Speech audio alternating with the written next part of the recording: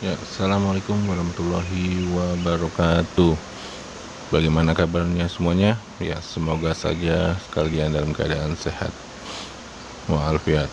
Ya, bertemu lagi bersama saya, Fazul. Kali ini kita akan membahas materi tentang teks berita. Yap, baik, kita akan masuk ke materi. Menurut kalian apa sih itu teks berita? Ayo, ada yang bisa jawab? Ya, sudah tahu jawabannya. Nah, teks berita merupakan teks yang berisi informasi tentang hal atau peristiwa yang terjadi berdasarkan fakta serta bersifat aktual dan dipublikasikan di media massa, baik media cetak atau media elektronik. Dan biasanya berisi tentang politik, ekonomi, hiburan, olahraga, kesehatan, bencana alam, dan lain-lain.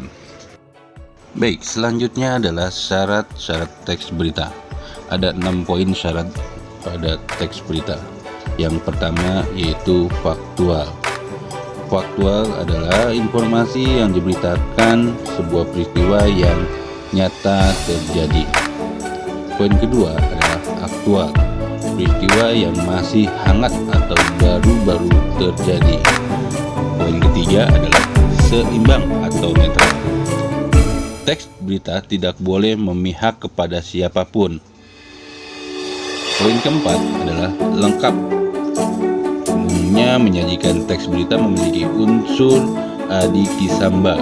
Ada yang tahu adikisamba? Nah, nanti akan kita bahas ya. Dan harus memenuhi struktur teks berita. Yang kelima, teks berita harus sistematis dari segi tata bahasa, cara penyajian dan susunannya harus berurutan agar jelas dan mudah dipahami pembaca. Ya, poin terakhir adalah kata harus menarik.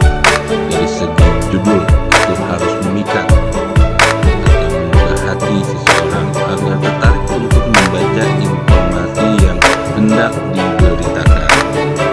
Ya, baik. Selanjutnya, apa saja sih unsur-unsur pada teks berita itu? Mungkin kalian sudah ada yang tahu. Ya, unsur-unsur teks berita itu ada disebut dengan adikisamba. Apa itu adikisamba?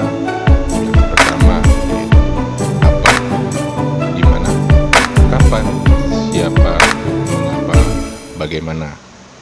Ya, apa maksudnya adalah peristiwa apa yang terjadi pada berita tersebut.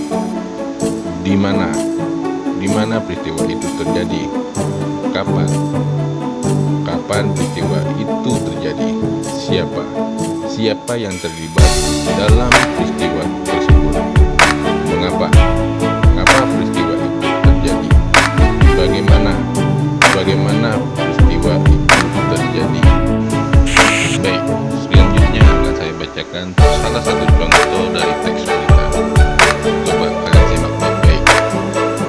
10 hari menjelang Lebaran, Sabtu 15 dan 11, pelabuhan penyeberangan Merak mulai dipadati truk. Truk tersebut mengangkut barang non 9 bahan pokok atau non sembako. Tingginya arus truk dalam 2 hari terakhir berkaitan dengan adanya larangan melintas bagi truk non 9 bahan pokok atau non sembako pada tanggal 21 sampai dengan 25 November. Larangan tersebut berlaku bagi truk bersumbu lebih dari 2, truk gandeng, truk tempelan, dan truk kontainer. Penumpukan truk bersumbu 2 tersebut seperti di Pelabuhan Merak menyebabkan antrian truk sekitar 100 meter dari pintu masuk kapal.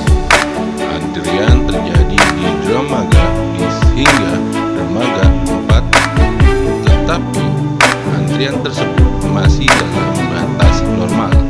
Antrian belum membludak keluar area parkir pelabuhan. Akibat menumpukan truk itu, beberapa supir truk mengaku harus menunggu sekitar 2 hingga 4 kapan tadi untuk bisa masuk kapal. Nah, baik, di atas adalah salah satu contoh teks berita. Mengapa sih di atas itu termasuk salah satu contoh teks berita? Mungkin ada yang tahu.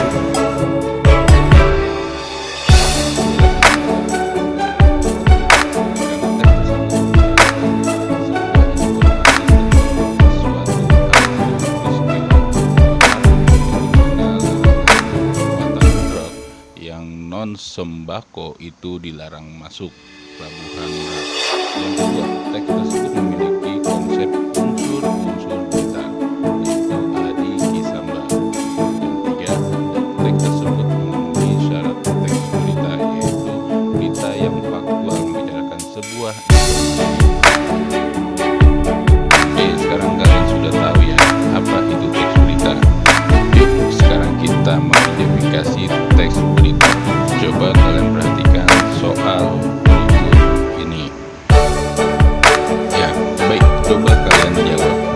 Ya, dari ujian sini, yang pertama, coba kalian baca teks yang sudah saya sediakan.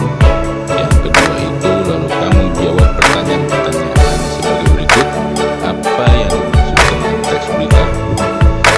Apa kegunaan berita bagi kalian pelajar? Coba kalian cari apa saja sumber-sumber informasi secara lisan. Soal yang ketiga, coba kalian mengidentifikasi unsur-unsur teks berita dengan konsep adi kisamba.